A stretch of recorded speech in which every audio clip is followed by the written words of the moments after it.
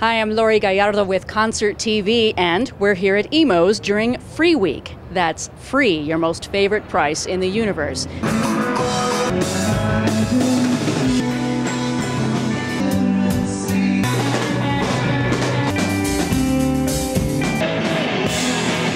We spoke to Joe Ohio, that's Joe from Ohio, about how Free Week got started here. Kind of our way of getting all the bands we love in town together and having a big party, and everyone comes out. It's kind of our way of giving back, and everyone's broke after the holidays, so it's a good time to come out, and everyone knows that this is where everyone's going to be all week long. That's just a sample of all that you can get during Free Week here at Emo's, and one of the bands that you just saw was Lions. We recently spoke to the lead lion, Matt Drennick. How does it feel like to have millions of people playing along with your song on something like Guitar Hero? Pretty surreal, pretty cool, man. Very, very weird to have like 10-year-olds bringing little fake guitars to your shows and asking you to sign them. And Seeing that you opened for the Toadies, I think you opened for the Misfits, is that right? Yeah. I mean, what level is next? Where is this going to take you? Where do you see yourselves going? This is such a huge deal.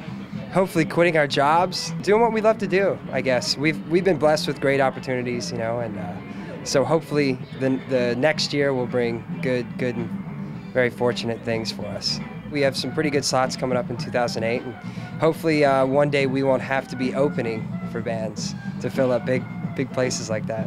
You know. I have a feeling that's going to happen. No worries. Thanks, Matt. Totally. While the Lions are out conquering the video game world, Hollywood came and discovered local musician Gary Clark Jr. You kind of described your character as someone who's just totally determined to be heard on the radio. Exactly, yeah. It's Sonny Blake is the name of the character, and he's 20-something, straight out of the Army in 1950 in Alabama, and he's got this brand new guitar that he makes, and he wants everyone to hear him. What was it like acting with Danny Glover? I was freaking out pretty much until we started filming, and when I first met him, we were doing a scene, and he's not supposed to like my character. He just doesn't want anything to do with guitar players, you know, he's a piano guy. So I walk up to him, it's him and Charles Dutton. I'm like, hey, I'm Gary, I'm gonna be playing Sonny, you know, it's good to meet you, whatever. And he just kind of looks at me in character, and he's like, huh. So I was like, oh hell, it's gonna be intense. But it was cool, you know, once we got through it, he said, you know, hey kid, that was cool, you know, you're gonna be all right. And how could you relate to your character? You know, I was kind of comparing it to what I'm doing, and I think in a way, if I was, you know, back in 1950, I'd kind of have the same deal going on. It's kind of, I won't say easy, but I could relate, you know, in a way, and kind of knowing the history of the music and stuff. So I just kind of jumped in there. It was kind of like going back in time. So we have Hollywood here looking for Austin talent. We have the video game industry searching for talent. It's amazing. And it looks like even the computer whizzes at Dell are jumping on the bandwagon. We spoke with Dell's John Rodriguez to find out where Dell is taking Austin musicians. Why the focus on Austin? Dell was looking for a way to get involved in its own backyard, you know, and in the music community. And this tour and the lounge in general is just a way for them to connect with those people. Give me an idea of what it is you exactly did with the bands, or how you worked with the bands.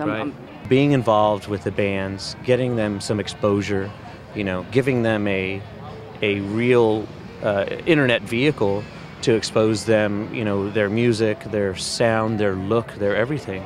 It really is just a way to extend your participation in something besides just throwing money at it. It's you know, direct participation in getting something on the stage, not just the brand, not just the logo. And the tour part now that we're dealing with, again, is just it's just that next step, you know.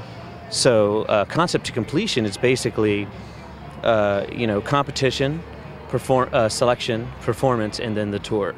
You put it on a cycle, you know, you could bring a couple of bands out every year and do some good for some unknown, you know, musicians. Next time we're going to be talking about February, which is Love Austin Music Month, and the Austin Music Foundation sponsoring all kinds of great events here in support of music. This is Lori Gallardo for Concert TV. Back to you, Allison.